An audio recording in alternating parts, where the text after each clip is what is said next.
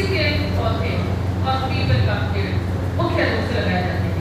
तीसरा काम, प्रकृति के साथ साथ हमारे गौ वंश को बचाने का काम नदियों के भी काम किया जा रहा है। जब तक हम प्रकृति से जुड़ेंगे रहेंगे, ऊंची ऊंची अट्टालिकाओं में बैठे रहेंगे, तो हम सिर्फ बातें ही करते रहेंगे। आवश्यकता है कि हम अपने घरों से बाहर निकलें, हम भारत भ्रमण करें, हम अपने बच्चों को भारत भ्रमण करवाएं ताकि वो प्रकृति से जुड़ सकें। और जब प्रकृति से जुड़ेंगे तो उसका संरक्षण क्यों करना चाहिए, इसकी महत्ता समझ पाएंगे। क्योंकि हमारी शिक्षा पद्धति जो मैकाले द्वारा निर्धारित की गई थी, उसमें इसका कोई स्थान नहीं था। जब भारत स्वतंत्र हुआ था तो 47% भूमि पर हमारे वन था, जो आज 3 और 5% के बीच में रह गया है। प्रकृति संरक्षण प्रकोष्ठ एक ऐसा प्रकोष्ठ है जो सीमाओं के प्रति जागरूक के काम करता है। जैसा कि मैंने आपको कल भी बताया था, पक्षियों को बचाने के लिए। आप चिड़िया का घोंसले को चिड़िया का घोंसला कहते हैं नहीं। जब हम महलों में रह सकते थे, मेरी चिड़िया महल में क्यों नहीं रह सकती। मैंने पिछली बार जब आई थी तो विजिट भी किए थे। मिट्टी के घरों से बना उसका डिजाइन करके दिया था और उसमें आग पाग जो छेद होते थे वो चिड़िया के कूलर का काम करते थे। वो चिड़िया बनी में अपने पति दुर्गा शंकर आचार्य की स्मृति में 15,000 लगा चुके हैं। प्रत्येक वर्ष एक ट्रक मंगवाते हैं। अब पूरे बीकानेर के जितने भी डिपार्टमेंट है वहाँ पे हम ये प्रकृति संरक्षण प्रकोष्ठ के तहत काम करते हैं। इसके अतिरिक्त हमारा पहनावा कैसा होना चाहिए वो भी हमारे मन की प्रकृति पे निर्भर करता है। क्योंकि जैसा हम पहनते हैं वैसा ही हम सोचते हैं, वैसा ही समाज में विचार प्रभावित होता है और वैसा ही समाज की धारा बनती है। और जब समाज सकारात्मक सोच में चलेगा तो राष्ट्र की धारा भी वैसे ही परिवर्तित होगी। क्योंकि पुनः वैभव के जीवन में भारत राष्ट्र को यदि पहुंचाना है, मन की प्रकृति से लेकर विश्व की प्रकृति को हमने संभालना होगा, संरक्षित करना होगा। और आप सभी मेरा उसमें सहयोग करेंगे। मेरा ही नहीं, ये पर्टिकुलर सिर्फ मेरा कार्य नहीं है, हम सबका कार्य है। और इसी आशा में कहती हूँ कि प्रत्येक भारतीय अपने जीवन में प्रकृति को बचाने के लिए एक न एक संकल्प अवश्य ले, उसी से जीवन परिवर्तित हो सकता है।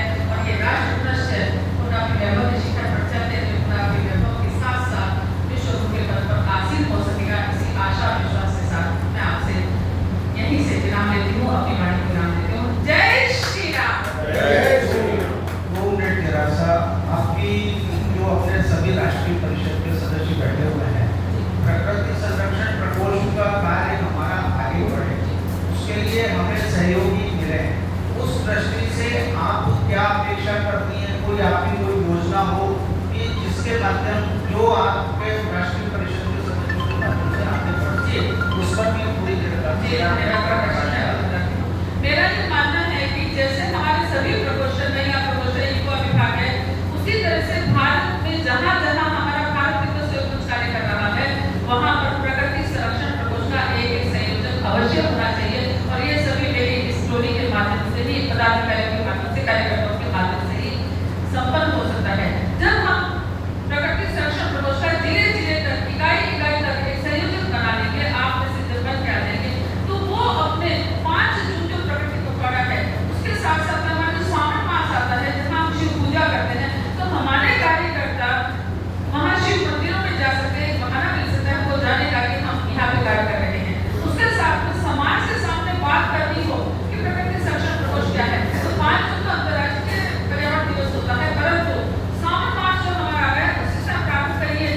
प्रत्येक कार्यकर्ता एक जिले में हमारे यदि प्रकृति संरक्षण का काम लेने के लिए आतुर हो जाएगा तो निश्चित रूप से भारत के कुछ सहयोग का काम वहाँ प्रचारित और प्रसारित हो जाएगा। दूसरा बात आता है कि इस प्रकृति संरक्षण प्रकोष्ठ के माध्यम से हम शिव पूजा के साथ साथ कन्या पूजा भी कर सकते हैं, जो नवरात्रि में आती है और आप सभी करते हैं।